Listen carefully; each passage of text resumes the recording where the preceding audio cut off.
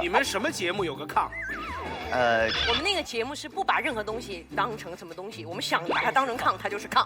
所以你们是一个上节目。哎，不是。我刚才在底下，我带麦的时候，我跟小花我们俩就在聊这个节目，非常的好玩。有的时候你真的会很佩服他们的脑洞和他们解题的思路。然后小花跟我说的是，她对于自己的判断，你刚刚说的是没有，因为我跟她说我不适合这个节目，我是一个特别有态度，但是我没有观点的人。这个节目我看过2期，有一期是那个讨论就是父母什么得癌症要不要那个治疗的那个对绝症要不要鼓励他？对，然后我什么都没听见，我一直在哭。还有一个就是看见，还有一个就是你拿我们当偶像剧看了是吧？其实差不多。没有，前提是什么都没听见。对，然后另外一期就是看见我好哥们廖凡来啊，我当时就觉得那么笨嘴拙舌的一个人都能来，我觉得我也能来。对。后来我发现他在喝酒，我想那我也得喝点。你是来之前喝的还是自己现带？我不用你们，我自己准备了。哇！哎呀，来宾真好，但我也不错，我可以喝奶。什么牌子的奶？哎呀，你这样说我就不好意思提，它是纯真酸牛奶。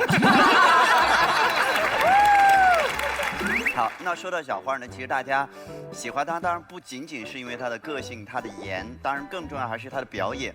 那么喜欢小花的观众会非常喜欢她演一些比较高冷的角色，对，比如说像这个少帅里面、闯关东里面，包括像师傅里面，也有人说高冷的角色是不是只要在镜头面前表现得不开心就可以演好了？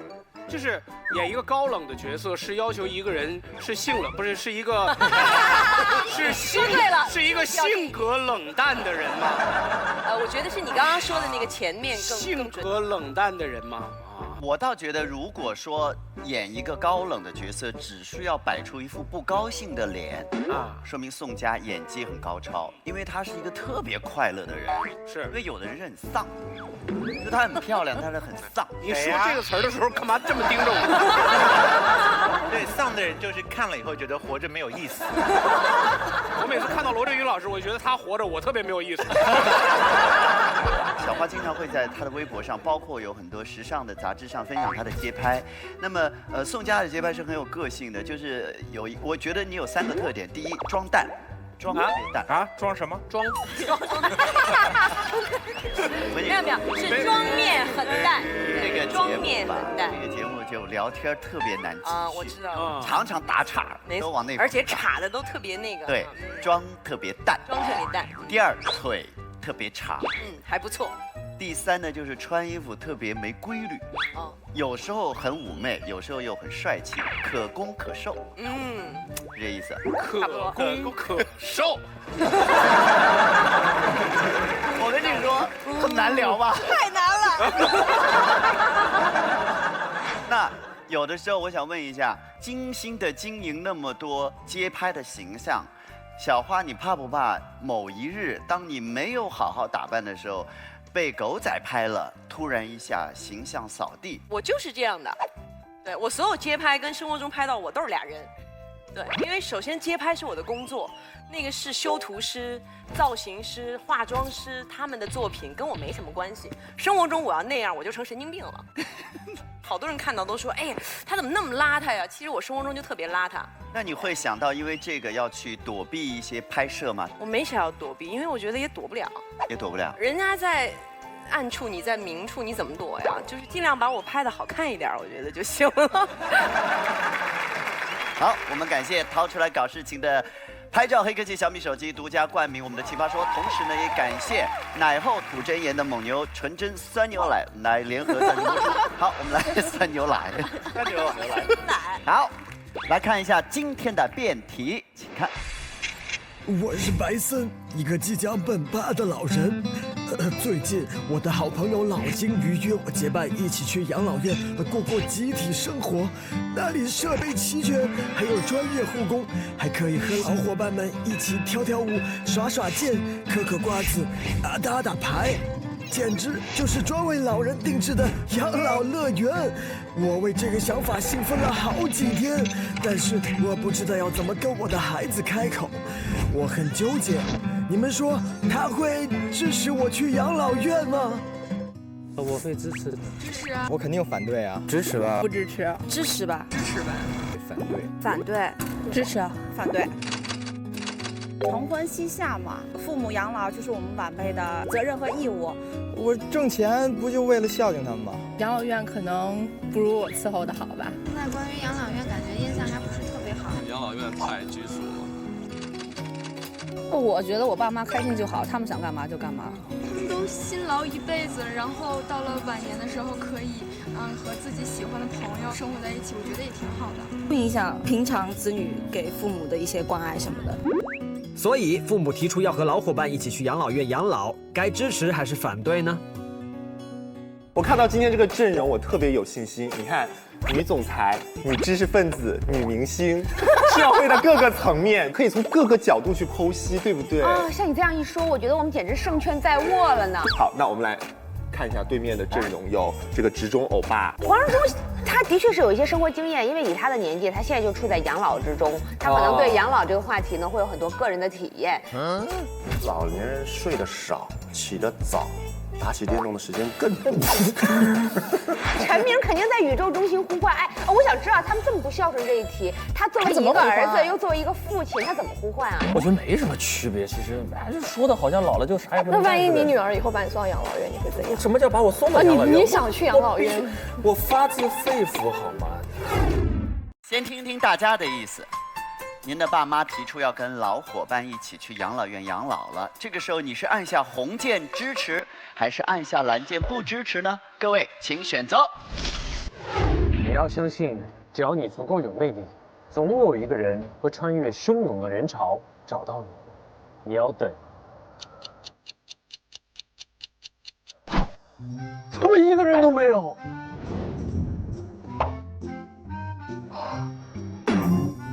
雪花飘飘。用海飞丝清除头屑，才能与真爱来电。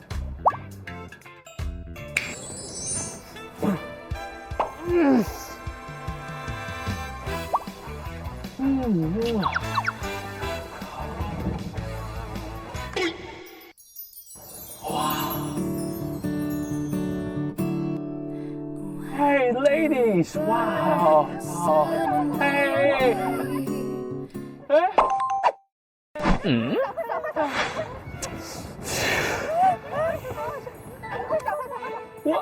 哇，原来扫海飞丝 logo 居然有钱。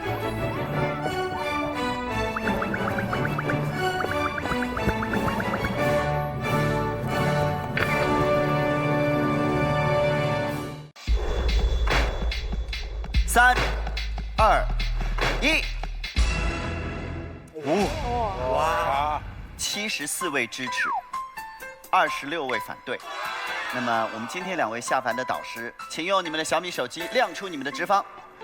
全林老师是正方，支持；马东老师是反方，不支持。好，康永哥，您的观点是？没有观点。没有观点啊？没有观点的意思是，女神怎么样我就怎么样。哇哦！那罗老师您呢？岂不是要陷我于不仁不义？怎样我就必须得不怎么样。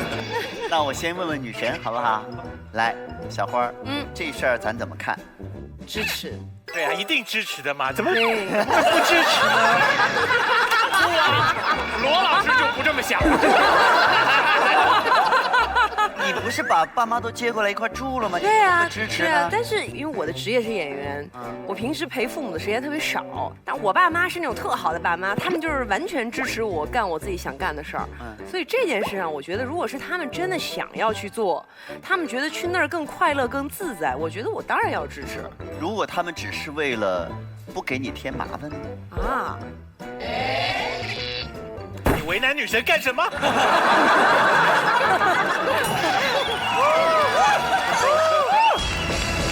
我跟大家说，康永哥只要不下凡辩论的时候，都特别不好惹，因为他特别闲，你知道吗？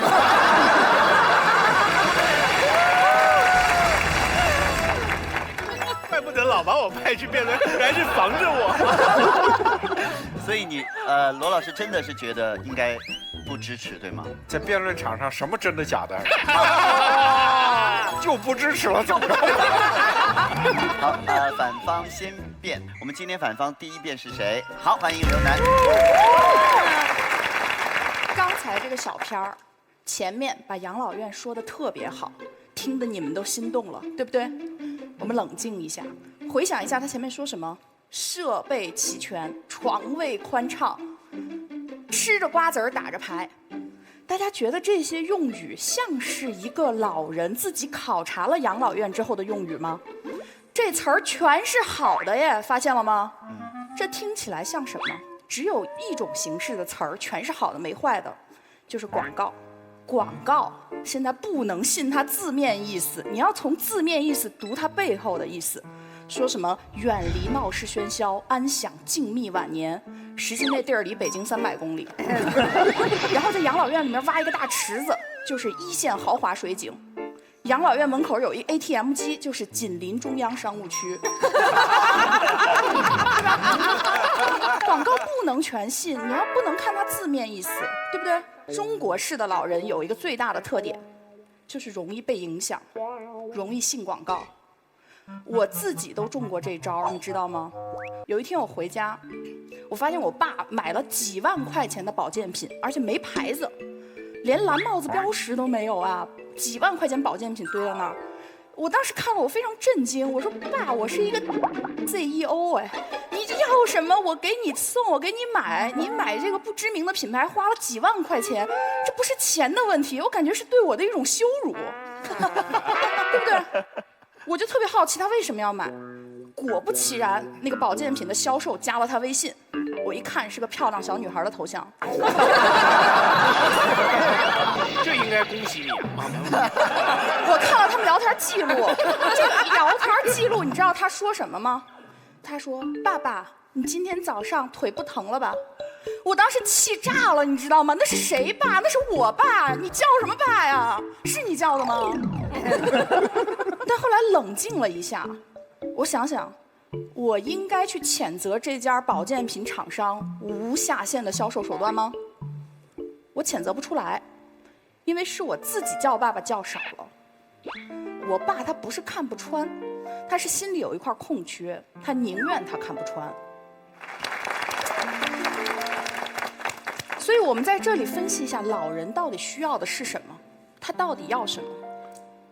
养老院能解决看护问题，也能解决同龄人的社交问题，但这就是老人要的全部吗？老人要的是什么？我觉得有2个方面。第一个，老人要的是生活的烟火气。生活的烟火气，什么叫生活烟火气？他就是忙忙叨叨、絮絮叨叨的操心孙子上学，觉得今天土豆涨价了。他虽然抱怨，但他其实乐在其中。你知道吗？其实最治愈老人的不是诗和远方，那是年轻人。老人最治愈他的地方就是你家楼下的菜市场。为什么？那里面全年无休，新鲜的蔬菜瓜果，人声鼎沸，热闹异常。他把老人扎扎实实地拖拽到了一个非常具体的生活中，让他少一点胡思乱想，对吧？有时候你看到老人他一天天的衰老，那个是不可逆的过程，但是生活的烟火气可以拖拽着他，让他老得慢一点，对不对？第2个叫做生命的朝气。大家想，老年人更喜欢参加葬礼还是喜欢参加婚礼？养老院是什么地方？它是一个随时可能会有人死亡的地方，随时可能会有人离去。你看着他周围的床位今天空了，昨天一起吃瓜子儿的人找不到了。老人的情绪本来就非常脆弱，他在那样的一个环境中，你还要求他能够保持健康、积极、快乐、阳光的心理，这个要求太高了，他做不到。老年人需要跟年轻人在一起，去感受这种生命的朝气和活力。对方可能会说，我们今天不反对老年人跟年轻人在一起，老年人跟年轻人在一起我们支持。现在养老院经常干嘛呢？跟幼儿园联谊。我就是一个幼儿园的学生的家长。我们不会这么说你是幼儿园。我就真的去过这种联谊会，你们知道是什么情形吗？简单而说，就是幼儿在中间表演节目，外面围一圈老人观看节目，在外面再围一圈幼儿的家长拍照。然后你回去，你把那个照片拿出来，你看一下，老人的面部表情都是木的，他不笑的；幼儿的表情也一般。笑得最开心的是谁？就是我这种家长。所以你说，到底是你在陪伴老人，还是老人在娱乐你？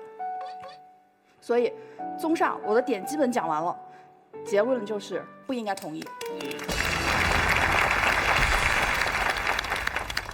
好，我们到正方的一辩是，来，麦子燕，请。我先给大家探讨一下老年人的生活状况是什么样的。人到老年有3种养老模式，一个就是自己独居，还有一个是跟子女同居，最后一种就是去养老院嘛。现在最普遍存在的就是自己独居，但是你要想啊，我辛辛苦苦把这个孩子拉扯大，我为什么要落到一个独居的下场？怪也只能怪你的孩子太牛，你的孩子牛到去不同的城市追求自己的梦想，然后这下老人懵了，老人怎么办？只好加入这个空巢老人的大军当中。然后下面就是跟子女同居。跟子女同居这件事，理论上看起来特别的美好，但实际上实现它的机会真的非常的少。我们举一个比较典型的问题，就是你妈看不惯你老婆，然后你妈现在想通了，老娘要爽，不管你们家了，我要去养老院。这个时候你不支持你妈去养老院，难道你要把你老婆送到养老院去吗？你妈去了养老院可以潇潇洒洒，你老婆在家里也可以开开心心。你为什么不满足一个想聚众养老的老太太的愿望？这样相比下来，大家会发现，养老院比独居可能更加稳妥、更加安全，比同居更加舒适、更加自在。但是也有人会担心，养老院对父母而言是一个比较陌生的环境。对于一个恋家的老人来说，他可能是不愿意去离开自己已经舒适的环境的，所以他为什么要去？因为有老伙伴在啊。父母决定跟老伙伴去养老院的时候，其实也说明他做好了准备。这跟你不是一次赌气，也不是一次预设，是他自己想要去。如果你此时此刻干涉了他的这个请求，结果将是下面这样。张姐，我不能跟你去养老院了。老王，你说什么？我们不是说好了要去养老院做少女天团的吗？张姐，不是我不想去，我们家小宝说他不放心，他担心我。此时此刻，张姐只能哽咽着说不出话，因为她内心已经开始咆哮了。担心你，你的孩子担心你，我的孩子不担心我吗？现在我们都觉得孩子已经大了，所以我们安心了，想去外面过天天马杀鸡的日子。我都做好准备，你现在跟我说我不去，说好的姐妹大于天呢？你渐渐会发现，老年人有老年人自己的生活，老年人有老年人自己的需求，而养老院除了满足这些老年人的基本生活需求之外，它还会提供一些特殊的服务，比如撰写回忆录。回忆录都是给哪些人写的？回忆录都是给那个觉得后悔办阿里巴巴的马云，还有要掏出小米搞视剧的雷军写的。马老师，你有没有回忆录？你没有，我查过了。我失忆。像马老师这样的大咖都没有回忆录，而你的爸妈可以不费吹灰之力搞到一本回忆录留给后世瞻仰，是不是很高级？是不是很厉害？这是广告。除了回忆录之外，对方辩友不要插嘴。除了回忆录之外，养老院还有一个特殊的服务，特别让我心动，那就是怀旧电影院。一群老头老太太手牵手步入电影院，庆贺的是什么？老子终于不用再跟那群孙子抢电视了。我跟我的老伙伴去看我喜欢的怀旧电影，追忆我以前的青春，也许我以前留下了不少的遗憾，但是我现在过得爽，也是蛮不错的嘛。你爸妈再浪，也就是叛逆去个养老院而已。你以为他天天都愿意待在家里面给你带孩子吗？抱歉，你的孩子真的没有你想的那么可爱。我不是要问你支持不支持，我是来通知你这件事情的。说到底，距离可以产生美，但是对你的父母而言，距离能够让他喘上气儿。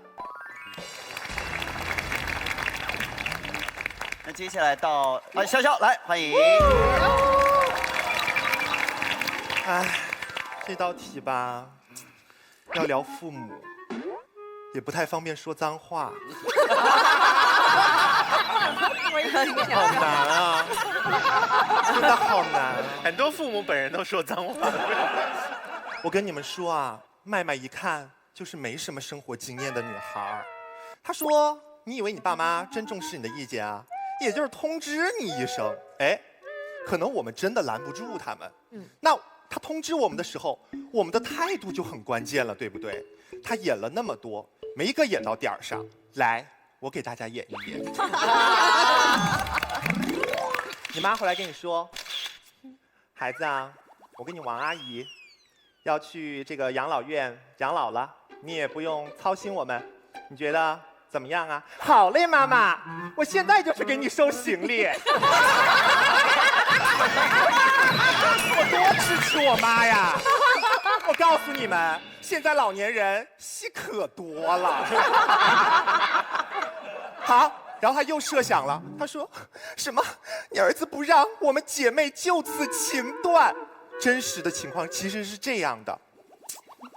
哎呀，王姐，还有小李呀，你们都能去啦。怎么办呀？我儿子不让，哎呀，他就是不让，他心疼我，他不让我去养老院。是呀，真烦，管我管得可严了，你们知道吗？还给你玩姐妹情。来，我给大家说一个很简单的观点，为什么我要反对我妈去养老院呢？道理很简单。因为我要报复他。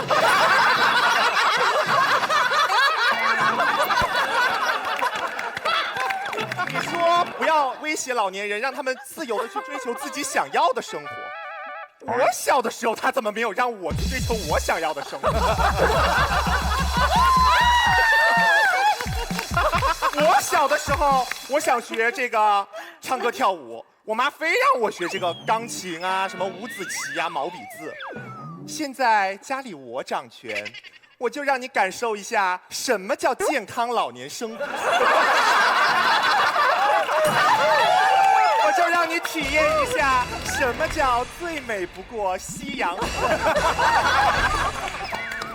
小的时候，我想去夏令营，我妈多担心啊，怕我吃不饱穿不暖，磕着碰着，然后还有人贩子把我拐跑了。长大了，我妈也变老了，然后她想跟她的老伙伴去养老院。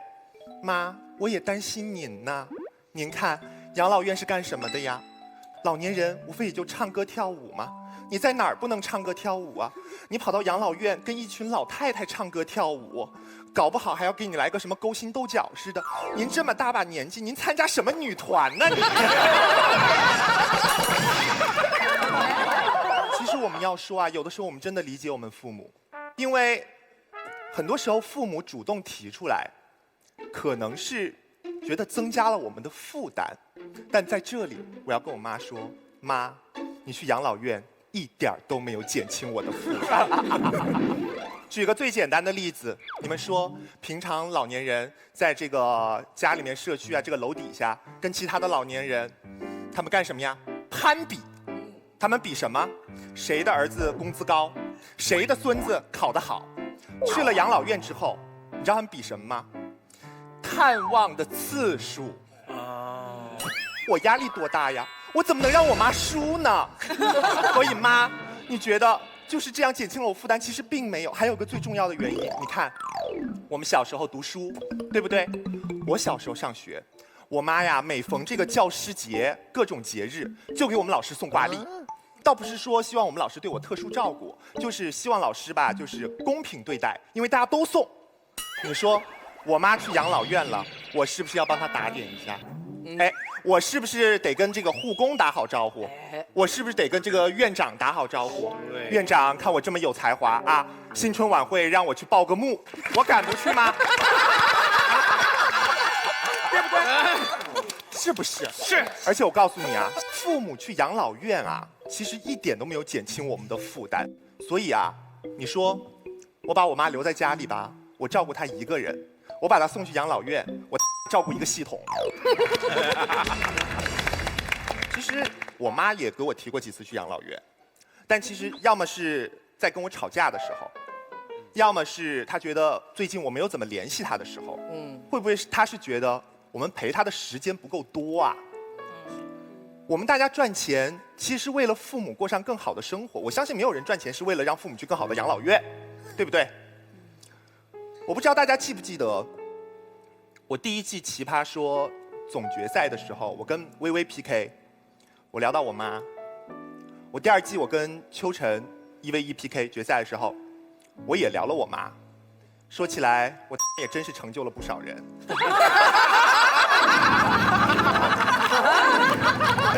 是因为那2道辩题真的跟我妈有很大关系吗？其实没有。但是，当我紧张、我害怕、我失措、我头脑一片空白的时候，我第一个反应就是我妈。我就是要说她，我说她能让我安静，能让我放心，能让我觉得我咬咬牙这一关就过了。所以其实很多时候，我妈是给我的最后的一个安全感。所以我不愿意把这份安全感交给别人去寄托，我也不希望这份责任由其他人来帮我分担。所以如果我妈跟我提出她要去养老院的话，我会跟她说：妈，儿子还没长大，您去养老院干嘛呀？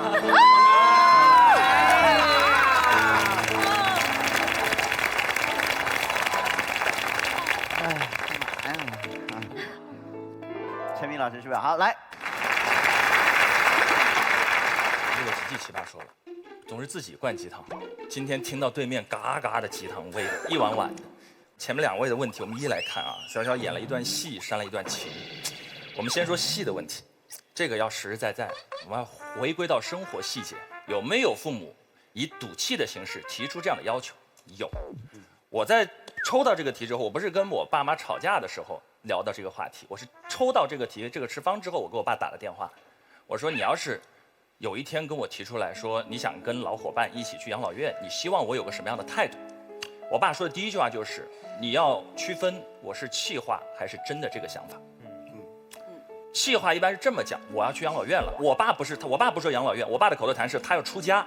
真是，因为他有时候跟我妈吵架，然后有时候跟我们有些争执，他脾气特别暴，他受不了，他桌子一拍，我就当和尚，我要出家。这是气话。很多人在家里吵架就会说我要去养老院了，我这跟你们过的日子过不下去了，你们看你们家里一个什么样的玩意儿，我走了。这是气话。但我跟我爸说了，我爸原话跟我说的是，如果我很认真的跟你说我要跟老王、老张和老李去出家玩呢，这不是气话，因为已经开始进入实施环节了啊。生活当中，如果有个朋友跟你说我想去欧洲，这可能是个梦想，他想说，哎，我跟你讲，我要跟我的室友几个谁和谁和谁一起去，这意味着开始查攻略了，开始搜目的地了，开始制定行程了。当他已经锁定了老友的这个选项的时候，这是一个不是气话的讯号。然后我就是问了第2个问题，我说那我是支持还是反对？对你来讲，它意味着什么呢？我爸的原话是说，如果我支持，他会走得比较洒脱；如果我反对，他还是会去，但是脚步会沉重一点，他会带有一丝丝的内疚感。他真的怕他去了养老院，儿子在外面名声不好听，他怕这件事情的社会舆论给他带来的影响，这是他真正关注的事情。然后是刘总刚才讲的那一段，他说这个老人真正需要的是什么？2句话：生活的烟火气，菜场；生命的朝气，孙子。这是特别典型的一种青年和中年用自己的理解来对老人的幸福观进行的刻板偏见，非常非常的典型。我们总觉得这应该就是老人想要的生活的性节的根基啊。但我们细想一下，生活的烟火气是嘛意思啊？楼下的菜场嘛，就帮我们做饭嘛，生命的朝气还帮我们带娃嘛。我们为什么有的时候会有这样本能的推断？因为我们生活中老人就在这么做，老人们一直在这么做。很多时候我们以为是价值观影响环境选择，有的时候不是，是那个环境铸造了他们的价值观呢。他们天天就只能下楼去买菜呀。他们觉得你们工作那么忙，我只能来给你们带孩子，带了几年。他们除了认为这件事情我做得真的很幸福，又能怎么想呢？我们还信了。这个题目其实很东方，我们客观来讲，强调这种亲情和家的连接，宗系血亲文化。我当然承认，饱受这种文化浸染的，当然有一部分家长他真的以此为乐。这部分家长是不会给你提出题目中的要求的。那有没有一波很洒脱随性的老人呢？有没有65岁还在染红发的呢？他真的就是想跟老人在那去打牌，他才有提出这个要求的那个可能吧。然后你跟他说，老人的幸福价值就应该在生活的朝气、生命的朝气和生活的烟火气当中呀，妈。烫什么头跳什么舞啊？买菜做饭是正道啊，妈。隔壁大妈们都这么做的呢，是谁在绑架谁？这是刚才我听到了之前2个观点之后所想到的，在真实生活当中有冲突和悖论的地方。然后还有个最根本的误区，是对方对养老院、对当今2017年这个时代中国养老院的现状的极大的误解。养老院是什么样的一个地方？我给你呈现几个养老院的普遍细节，你可能好理解一点。养老院的马桶旁边都会有2个铁杆的扶手，是因为我们普通人上完厕所站起来很轻松，老人不一定，老人需要扶一下。因为猛地一站起来是极其容易引起血压变化的，他要在那扶一下、站一下，再慢慢的走过去，这是安全。我们普通家庭能做到这样的细节吗？好一点的养老院，老人一进去，1人1个手镯会带在身上，全天候监测血压、脉搏的各项讯息，出现任何血压的变化和脉搏的变化，第一时间通知到养老院的安全中心，护工和专业的医护人员会第一时间赶到。我们怎么做到？如果我们真心为一个老人好，我们想想，老人年纪大的，说实话，到了70，到了80之上，谁更专业啊？你真爱父母，就把最专业的那个部分交给专业的人去做。他跟着老友到的是一个怎样的环境？是一个专业的环境。而我今天反过来想一想，我们现在自己的父母住在什么地方呢？他们住在一个叫做家的地方。但我客观点讲，我身边跟我同龄的朋友，跟父母真的住在一套房子里的是极少数，有很多在一座城市，但是在2套房，还有更多是直接就在2座城市。很多时候父母在老家，然后我们在北上广深，可能在省会，在这样的城市，那个地方叫家，可是我们不回去，那就是他们老2口住的一套房子。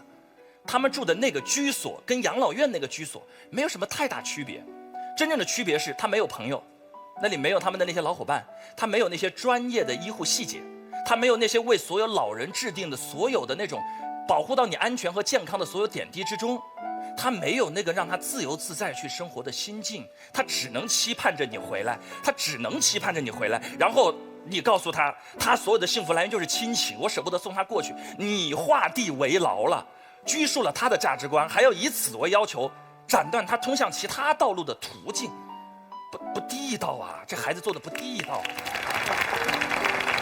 最后一件事情就是养老院不是牢房，是可以回来的。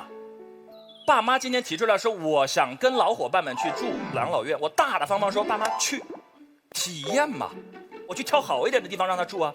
住了，爸妈您觉得开心，我给你续费嘛，先交个半年的，开心来1年的嘛。住了以后也觉得不开心，我家大门常打开，欢迎您回来呀，welcome 嘛。爸妈要觉得带孩子舒服，回来我们跟孩子一起成长嘛。可是你总有爸妈觉得那老伙伴打牌、跳舞、下棋、喝茶，开心、利落落，那就到那边去嘛。我们提供的是2条路，乙方为什么就把1条路斩了呢？所以归根到底，爸妈说想去，有可能是他的价值观对幸福的理解，我们放；有可能是他想进行的一次人生体验，我们支持。我们不要用我们的那种对老人幸福的价值理解，给他的选择施加哪怕一点点压力。我们提供多个选项，这也许是这个时代尽孝的一种更好的方式。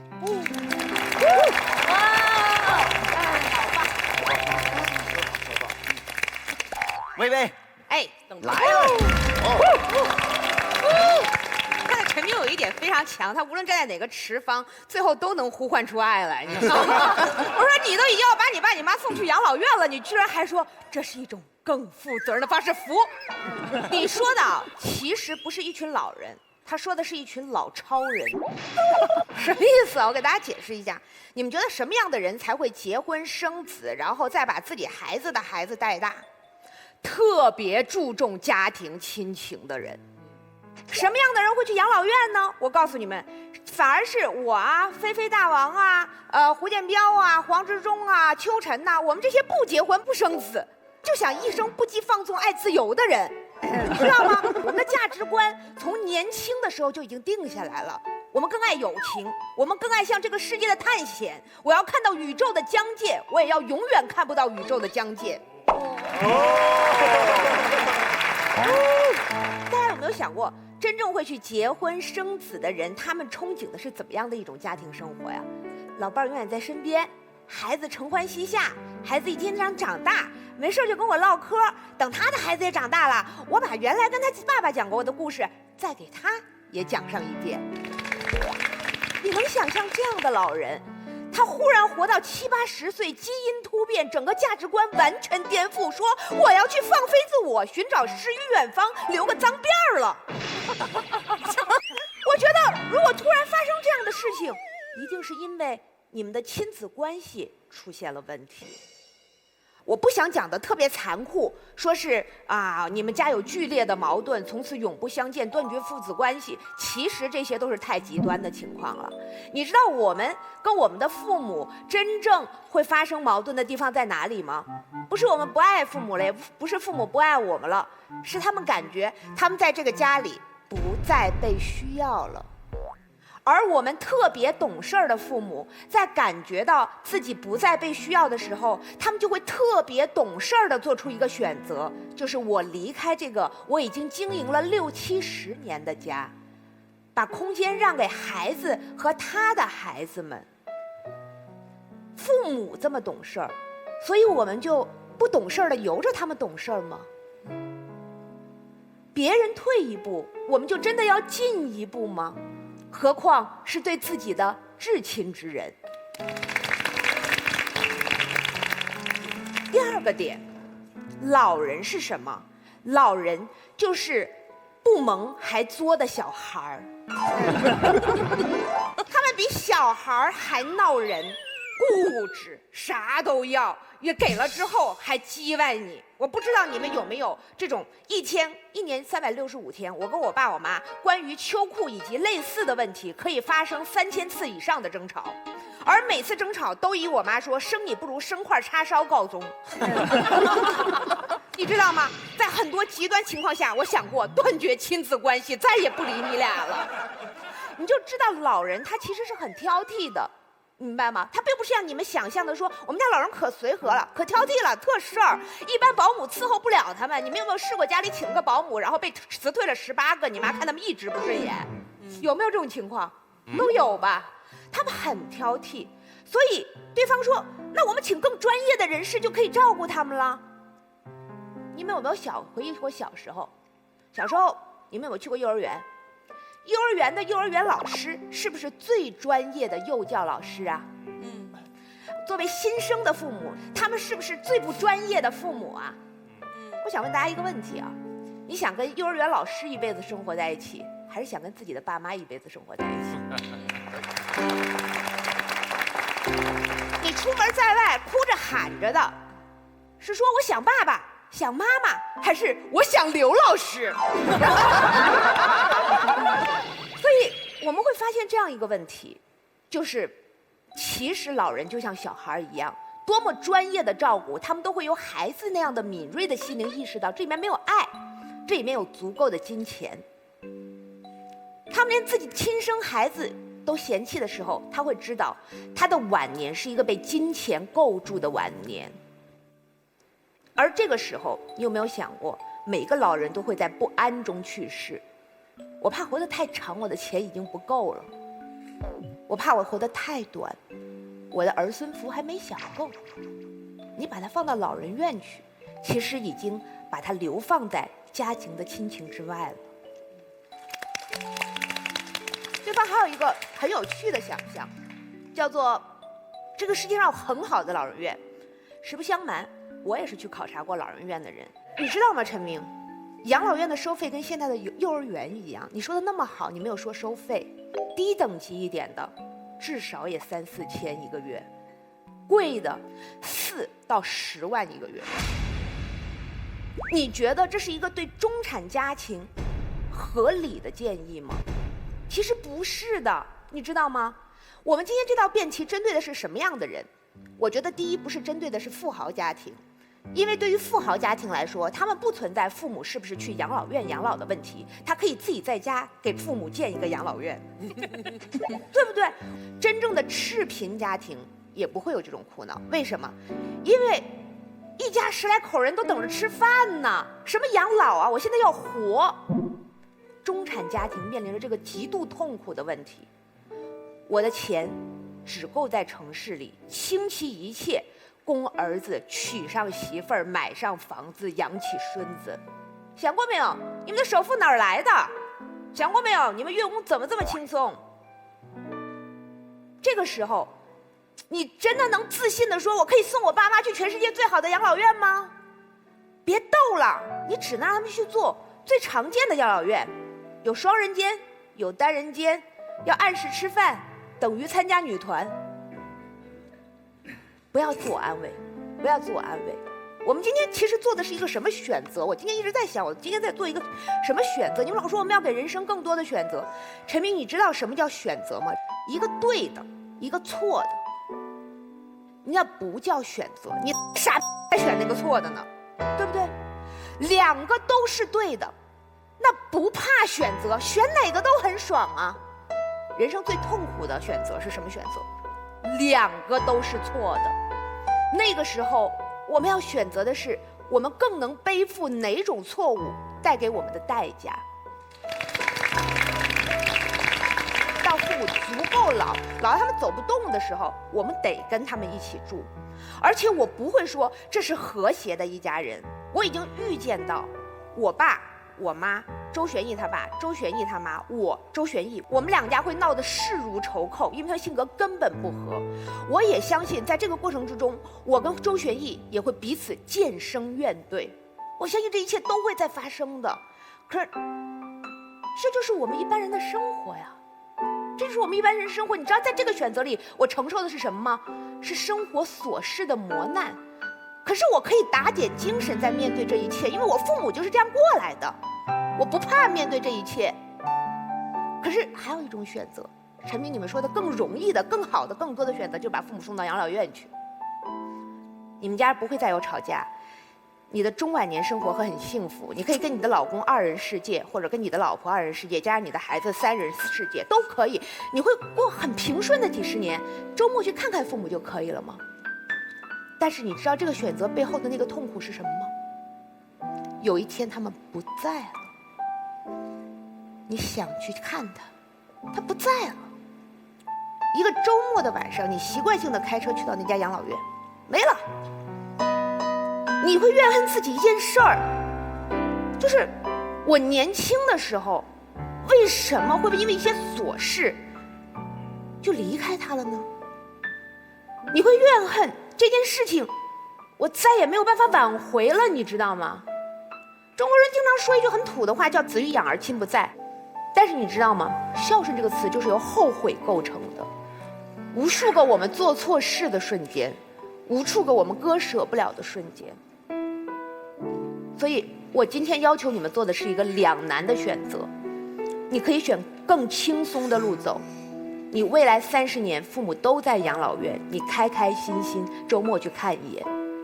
你也可以做一个更艰难的选择，你一直跟父母吵吵闹闹，但是等有一天他们真正闭眼的时候，你可以对你的父母说，你们这一辈子对得起我，我这一辈子也对得起你。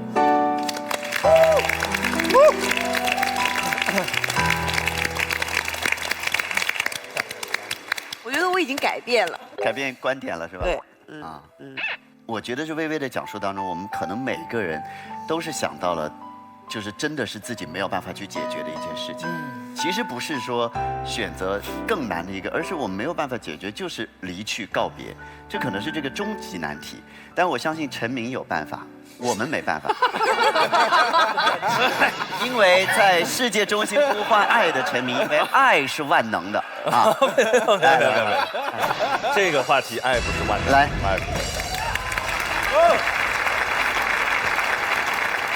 薇薇姐讲的真的很感人，但是真的离题了。就是我们是选择把父母留在身边，还是把他们送去养老院？这是错与错的选择。我想问薇薇姐的这个问题是：如果真的老人他真心想去，而且他觉得那个时代即使老了也想追求自由，我们应不应该尊重他的选择？不是我们要帮他做选择。我会觉得我爸妈特别懂事儿，但我不忍心让他们为我做这种牺牲。陈明，我跟你讲一个很真实的故事。我们几个老僵尸住在北京，我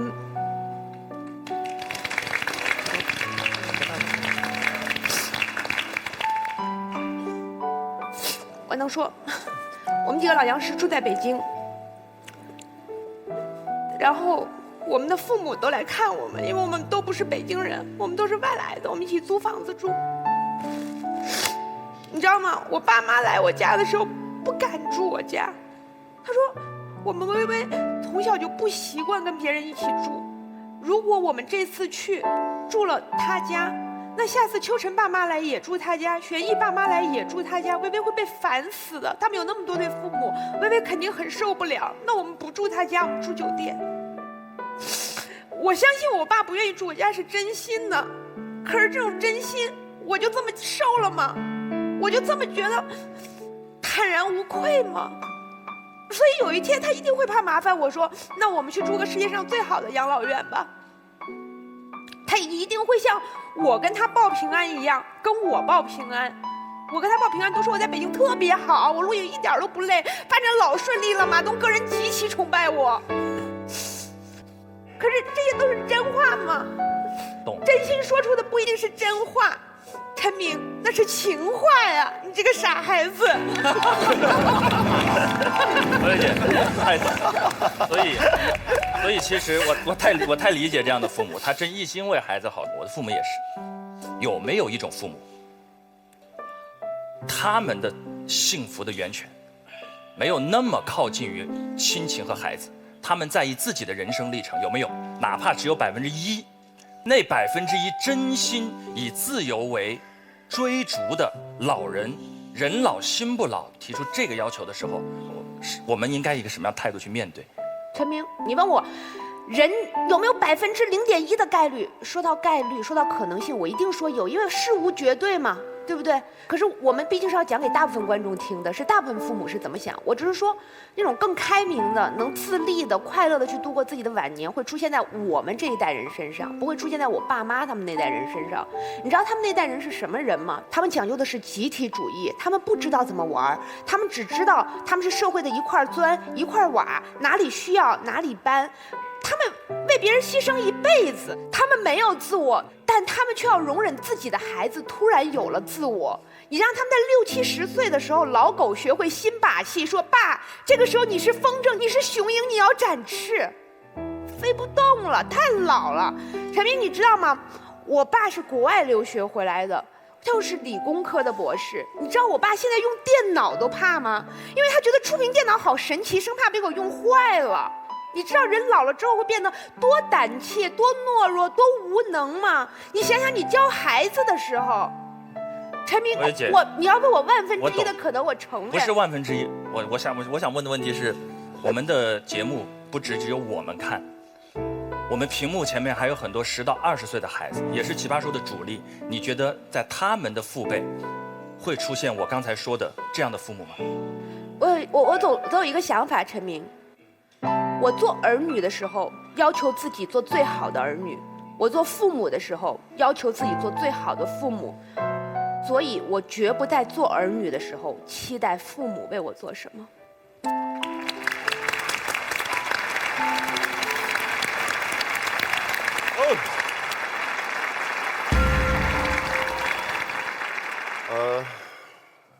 这个问题在东方比较常见。刚刚有一点陈明说的是对的，西方比较没有这个问题。我觉得其中可能有几个差别，其中一个差别刚才在讨论当中也展现出来了，就是我们东方的亲子不太习惯说实话，我们不太善于跟爸妈或跟子女沟通，我们会猜对方在想什么，对方说他想什么，我们都不信，因为我觉得他可能在试我。我们话都讲3分，7分用猜的。潇潇像刚刚前面也讲了，当然你是开玩笑的，我知道，就是不管是那种跟王太太说，你看我家子女多怎么样，或者是妈你怎么可以去呢？大家会笑，为什么？因为有共鸣。为什么有共鸣？因为我们跟家里的确是不是这样直来直往的，搞得跟《甄嬛传》一样，我们会猜对方这个意思可能不是那个意思，然后我们也要摆一个姿态，说我的意思其实就好像是这个意思，猜来猜去，都用真心在猜真心，错过好多心，好浪费啊，你知道吗？好浪费啊！刚才马薇薇提的多少事情，我们为什么那么感触？因为的确，好像也有这种心情，我们说不出来，好像怕爸妈太懂事了。到底他是真懂事还是他真想要？我不知道。为什么不谈？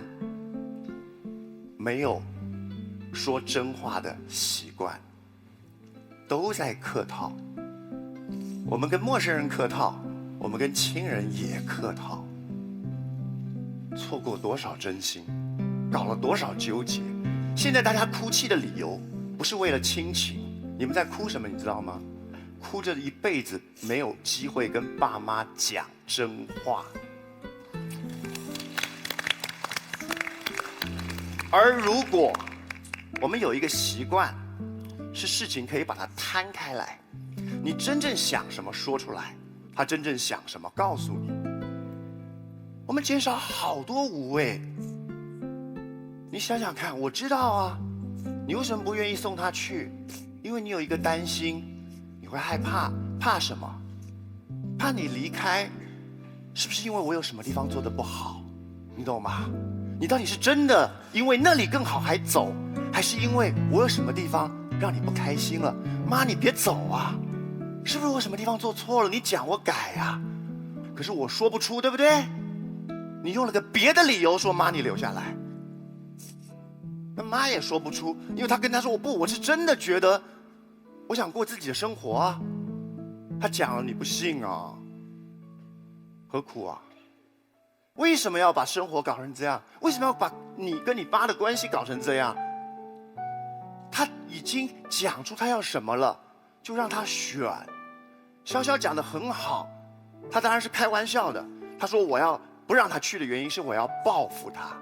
他小时候也不让我称心如意，可是大家听懂没有？他说报复，意思就是那样是让人痛苦的，懂吗？你明确的知道，当我有了自由的意志，做出了属于我的选择，却不被相信，却充满质疑，却被否定的时候是痛苦的，我们才会说那老来我报复你。那当然是开玩笑的一句话，可是你知道那是痛苦的，对不对？我完全可以理解大家为什么一开始的时候会比较多人选正方，是因为这个题目并不是我们该不该把老人送到养老院去。其实他一开始问的是老人说要去的时候，你该不该答应他或支持他。所以其实如果你还记得这个题目，你就会觉得那是他的选择呀。可是讨论讨论你就忘记这一点了，变成我们好像后半段都在讨论该不该把他送去。那不是嘛？我们又没有拿着枪架他去，他的选择。你要做的是像你爸妈小时候，如果他曾经相信过你，你就应该知道被相信自己的选择是多么快乐的一件事，然后 do this again。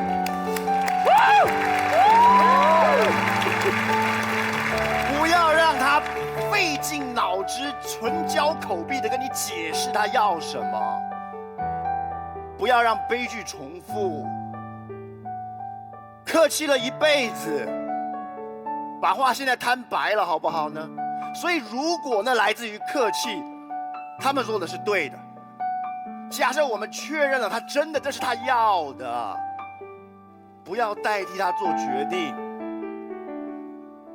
很简单的道理，不是吗？当然我知道你有最后一点迟疑，就是我们总会觉得好像家就要有家的样子，好像老人家走了，这就不是家了；他到了养老院，那里就不是家了。不是的，家是一个想象的集合体。人在哪里可以想象出归属感，哪里就是家。社会一直在变化，未来老人家的生活也不会一样，家的形态会一直改变，而且它正在改变中。什么叫做家？我来自台北，我在台北那个家住了一辈子。我来北京的时候，我跟我妈说我要去北京了。我跟马威、建彪、崇仔，我们住在一起。工作了以后呢，我会跟建彪请假，每1、2个月我说我要回台北了，我用了"回"这个字。回了台北之后，我跟我爸妈吃饭，陪我弟看电影，待了几个礼拜，我会跟他们说过2天妈，我要回北京了。我用的是"回北京"，回台北，又回北京，哪里是家？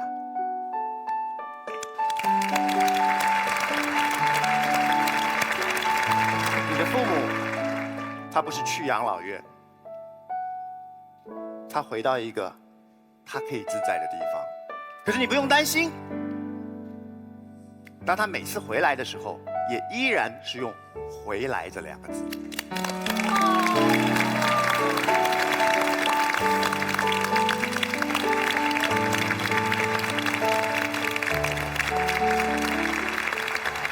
不用说，你应该又被掰回来了，对不对？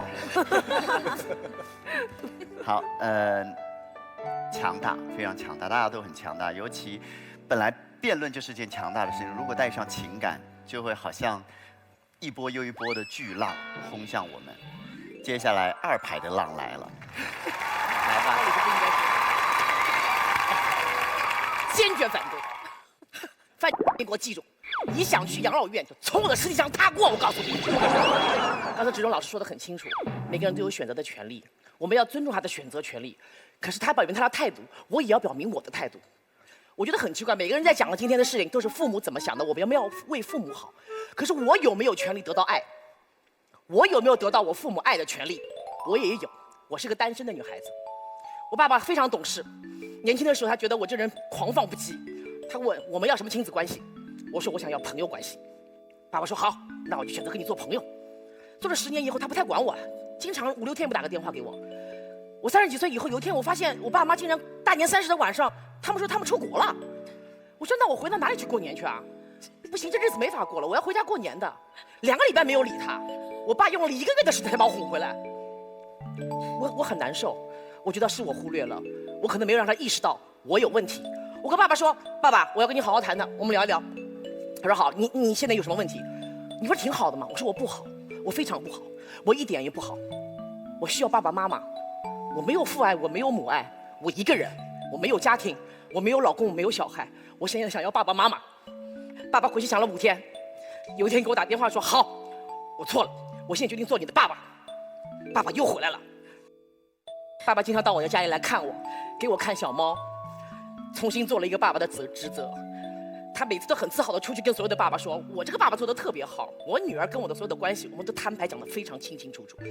小的时候，你所有讲过的话，你不能骗我。你说我是你的心，我是你的肝，我是你生命中的3/4。你今天说要去养老院，我坚决不同意。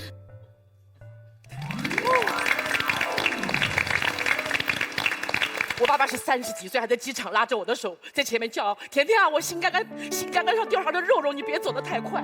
我爸爸就是这种爸爸。小的时候你说我是你跟妈妈爱情的结晶，今天你想去养老院，你跟我讲我是结石吗？爸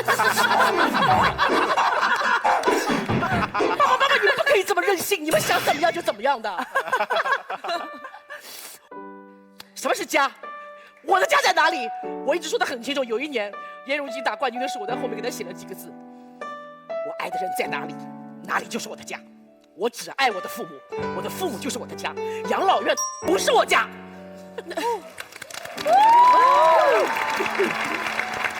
请不要忽略我们子女的爱，我也有要求，有一份父爱母爱的权利。我要回家，回我自己家，只有爸爸妈妈的家，不许走。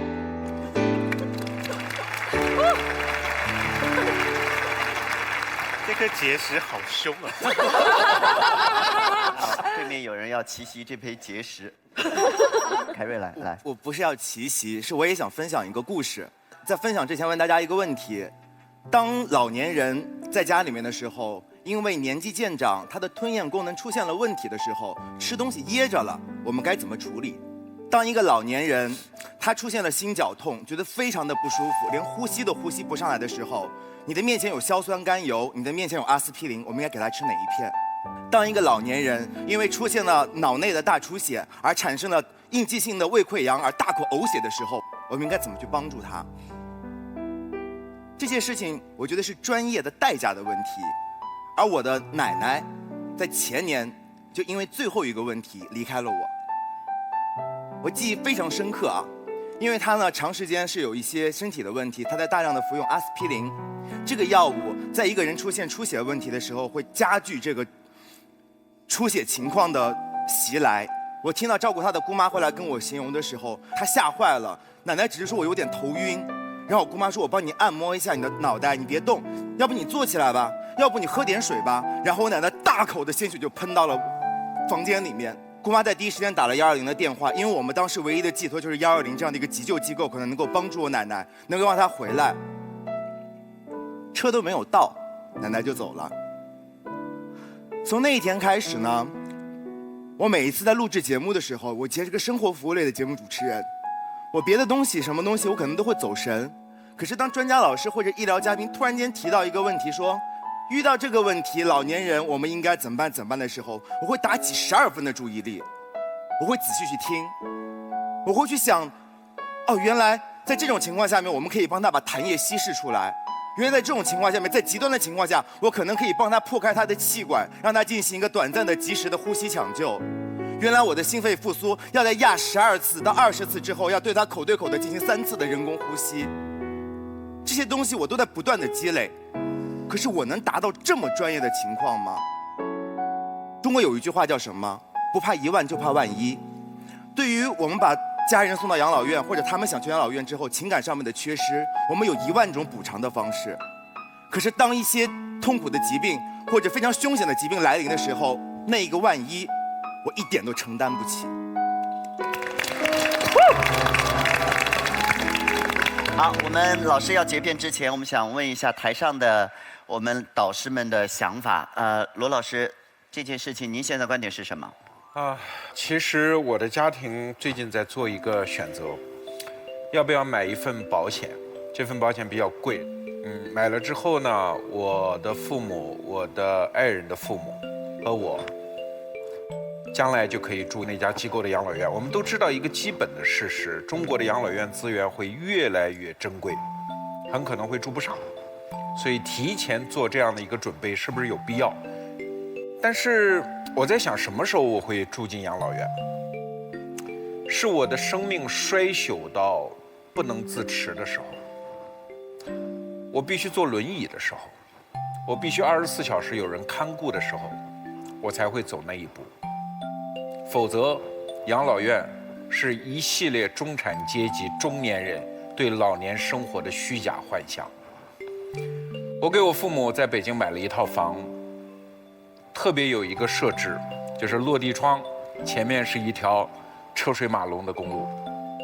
姥姥她会愿意坐在那儿看底下人走来走去，很欢乐。他不愿意面对湖光山色和隔壁颤巍巍的王奶奶。我们老了不会喜欢那样的养老院。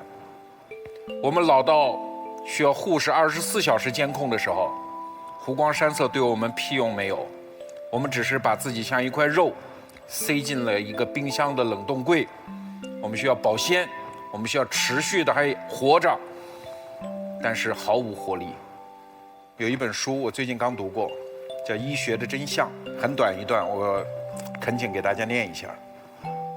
医院让人恐惧，很大程度上是因为在医院里，每一件事都按时发生，药品定时到达，床单定时更换，医生按时轮班，就连尿液都要定时用一个标有刻度的袋子收集。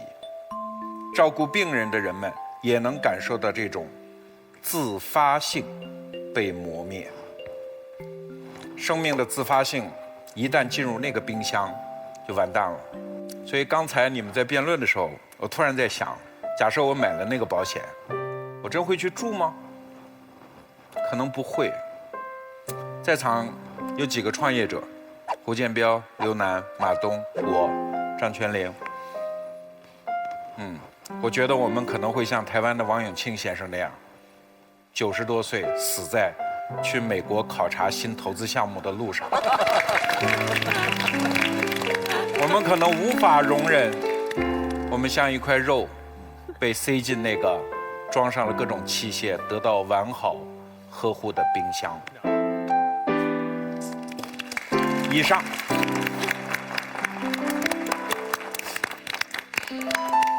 康永哥啊，有一次我跟别人聊天说，你们为什么不离婚？然后那个女生跟我说，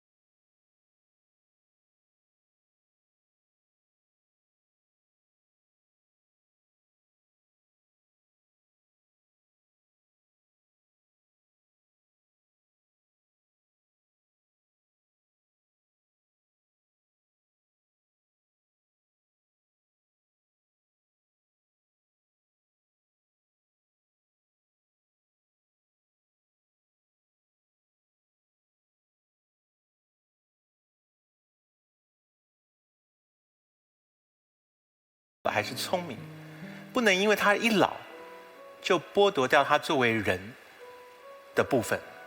老人依然是人，年轻人可以享受的做决定的事情，老人依然可以享受。老人比我们多什么？老人比我们多的就是人生的历练。你看过的东西他都看过了，而他看过的东西我们还没看过。所以我小时候很容易觉得老人过气，就是你怎么不去听五月天的演唱会呢？你怎么不看奇葩说？老人心里面想的就是第一个，我都看过了，我那个年代的五月天，我那个年代的奇葩说我都看过了。然后第二件事情就是，老人的时间比我们稀罕，比我们珍贵。我们花5个小时看一场五月天的演唱会，我们不觉得浪费我们的时间。他算一下5个小时，对他们仅剩的20年来讲，珍贵很多。所以我们在跟老人讨论事情的时候，我们只能够相信这一件事，就是老人已经经历过我们所在乎的事，而他们现在想要选一个他们还没有经历过的东西。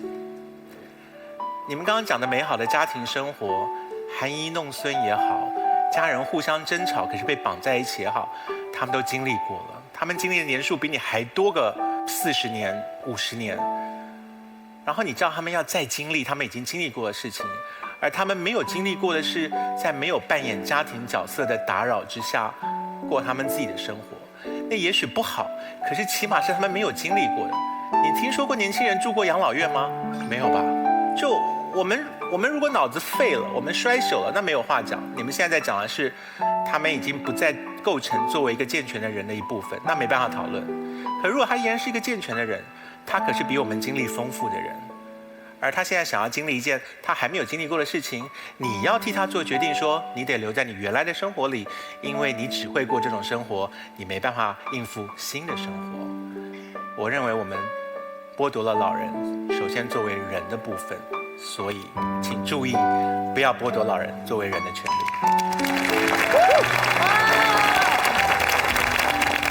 好，到导师结辩的时间，我也很好奇，还剩什么可以解？张老师，请。其实我挺喜欢这个辩题，因为它是一个真话题，它老能击中我们内心，就我们真的会挣扎的部分。很多年以前，我还在当记者的时候，我做过一个话题，关于中国已经开始面临急剧上涨的空巢老人家庭比例的这样的一个话题。我就去了东城区的一户人家里面，后来我发现一个状况，就是，我真的相信说老人是身上有一股特殊的老人的味道，就是你去到老人家里的时候，你能闻到那一股味道。所以我会去问大夫，就说所谓的老人味儿是什么？大夫也没有给我解释。在这个采访的过程当中呢，我跟老太太混得很好，我终于忍不住，我说奶奶，我说你多久时间洗一次澡呢？她犹豫了很久，然后突然告诉我说，我呀，尽量不洗澡。我愣了一下，为什么呢？她说，就是老一个人在家，人老了，洗澡是最危险的事情。万一摔了呢？我这后半辈子，我给孩子多大负担呢？我自己的生活质量怎么办呢？这是在我整个采访当中，就给我特别震撼的一件事情，就是其实我从来没有意识到，说老人对他独自在家的这个担心，会用减少洗澡来做。所以老人有很多话没有跟我们说，他战战兢兢地跟我们说我想好了，我要跟我的老伙伴去养老院的时候，他其实也许背后是这个原因，说我不想一个人在家里面，我可能会摔倒，我可能会把你们的后半辈子和我的后半辈子都卷到这一次小小的意外当中。他有很多他真的诉求。我去采访的那一年，我记得是2010年以前，那个时候大概中国空巢老人的数量是30%几。你知道今天有多少吗？超过50%。也就是说，有一半的家庭的孩子，我们是爱父母的，我们是孝顺的，但我们的确没有办法跟他们一直生活在一起。在座有很多90后，你知道你们的父母老了，到2030年的时候，中国空巢老人的比例是多少吗？很严格的科学的测算做出来的，你们猜有多少？90%。你得认这个数，这个数就是说，我们心里面描绘了很美好的图景，但事实就是这样，有90%的老人在2030年的时候，他们要独自生活。我以前也不太理解独自生活的老人，他们害怕什么。直到去年，我妈妈得了一次淋巴肿瘤，我爸天天陪在床前。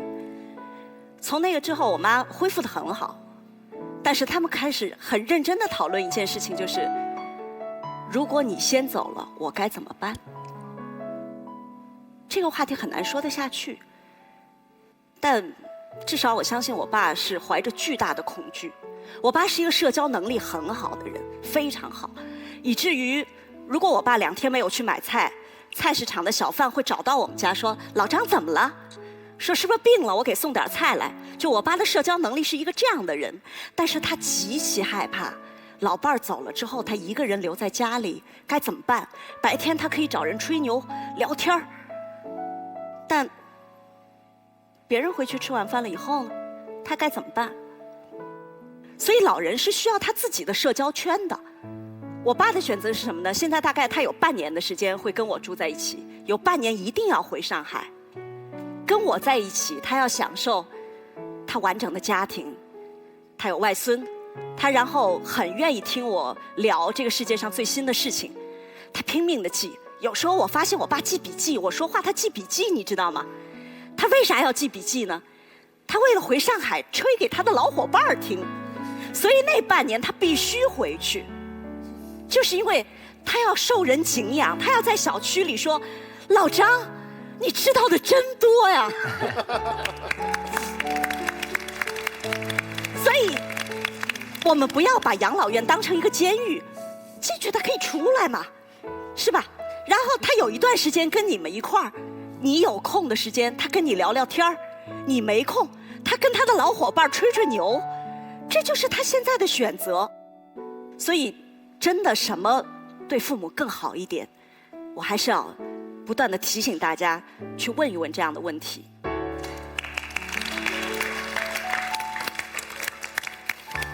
马东老师，我特别同意全林刚才说的一句话，他说这个话题之所以弄得大家这么眼泪汪汪的，全场哭得跟鬼似的，就是因为它是个真话题。一个真话题在奇葩说这个现场就是超越输赢的，也超越立场的。大家把各种观点放到一起的时候，才是它价值的全部。然后失去了任何一方，也就都没有意义了。我就在想，刚才说实话，这是很少有的。执中和康永哥两个人发表了观点以后，没有办法说服我的一场。马薇薇放了催泪弹以后，我就拿手机就拍了康永哥哭得跟鬼似的一张照片。他是一个受西方教育长大，爱自由飞翔。我不知道是什么触动了他。执中说的话我不能信服，是因为他说他用了很煽情的字眼，他说他现在回台北叫回，他回北京也叫回，但是在你妈心里面，你回北京一定不叫回，叫去，你只有回台北才叫回。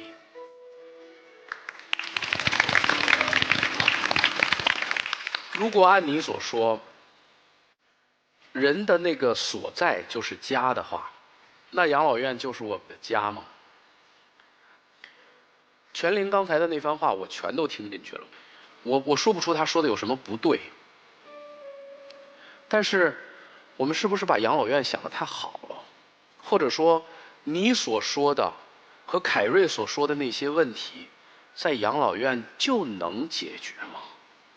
因为你看到的是个概率，而我妈对于我是100%，我不敢保证能解决这个问题。康永哥说我们把老人放错了，应该是人老，我只能说那是康永哥老了以后，因为那实在太聪明和明白了。我妈不是，我妈每天看电视购物，前两天买了个包，欧洲皇室定做，原价19800，电视上卖930。我妈要是康永哥，我就会跟他说：“疯了吗？对不对？”但是我只能跟我妈说：“真漂亮。”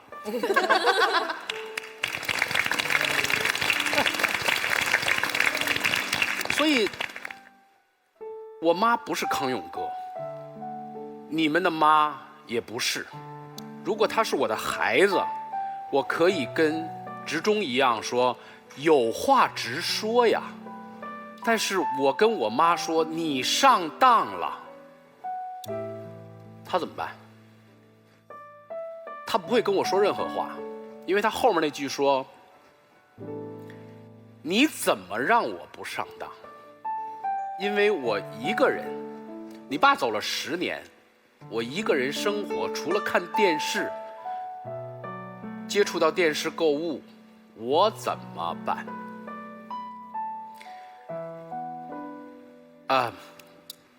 我跟我妈生活在一起，即便是这样，我过去1礼拜也只跟我妈吃了1顿饭。咱们就不煽情了哈，我只说我的出发点。我出发点是什么呢？是关于这道话题没有输赢和对错。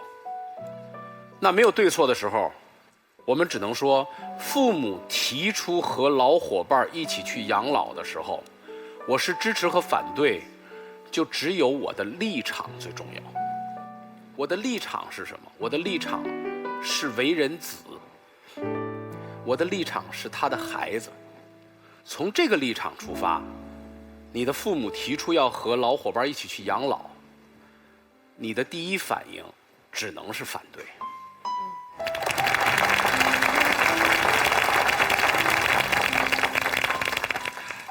群玲老师还有1分钟。在我妈其实经历了那一场淋巴肿瘤之后，我才意识到一个问题，就是他们的时间的确比我们短太多了。你以前当然理性你能知道，但是你不会感性如此强烈。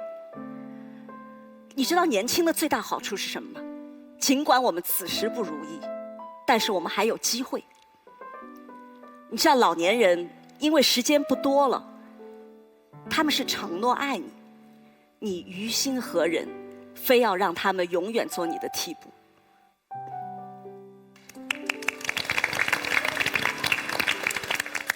好，来我们投票，各位请选择。3、2、1，好，停。揭晓结果之前，就轮到您了，改变了吗？支持还是反对？其实我刚刚听那个马东老师说，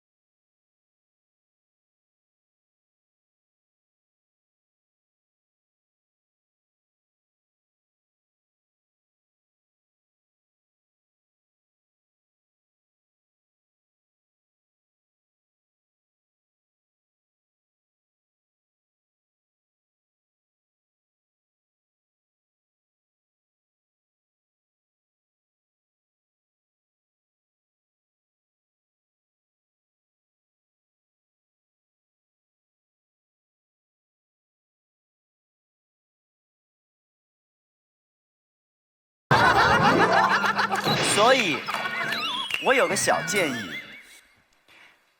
能不能我们建立一个联系？你找一个你最喜欢的事情，把它和你的爸爸妈妈联系起来。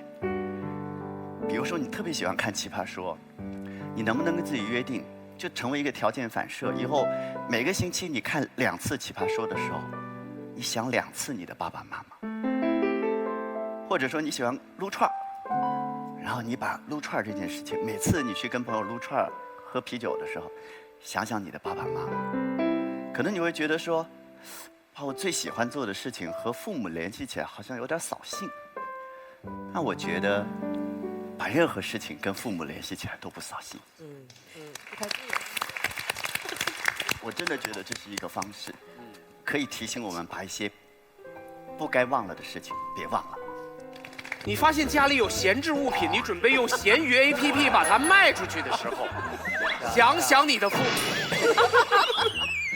你告诉自己玩的不够大，别喝美年达的时候，想想你的父母；你用爱奇艺 VIP 看《奇葩说》的时候，想想你的父母。我保证，每一次想到我这些可爱的赞助商的时候，我就想我妈。哎呀，好，来，我看今天的结果，来，请看。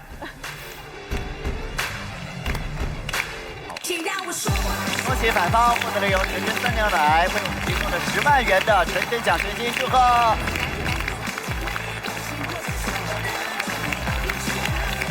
好，来，还是要辛苦我们没有参加辩论的导师帮我们做一件事情，包括我们小花。首先写上，在反方你们觉得今天最可爱的辩手，在另一面写上我们觉得今天正方没有那么可爱的辩手。我们先亮今天要获得黄星星的是哪一位？来，请亮。感谢别让你的头屑陪我过夜的海飞丝。哇，这也能卖出去的咸鱼 APP， 以及玩的不够大，别喝美年达的美年达果味汽水的大力支持。是哪一位？来，请亮。好，马薇薇，祝贺。飞马马呀，飞马马。接下来我们要亮我们还没有那么可爱的，来翻过来。啊，麦子燕，加油加油！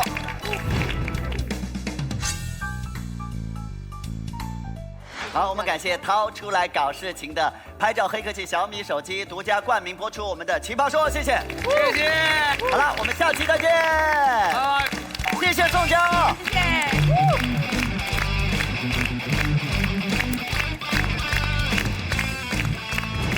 我来之前我就知道肯定会哭，因为那个话题一听就是肯定会飙泪的那种。我觉得孩子应该要给父母一种你需要他们的感觉，尤其像我们这种独生女，就家里就这么一个孩子，如果我再是那种什么事儿都搞得定，不需要他们，我觉得父母会有一种很孤单的感觉。每个人跟自己的父母都有不同的相处的方式，每一个亲子关系都有不同的模式。但是有一点，我觉得其实是，就是永远任何一段亲情里面，我觉得都是一样的，就是子女一定是亏欠父母的。我觉得所有人流的眼泪跟正反方无关，都是错过太多。如果当初懂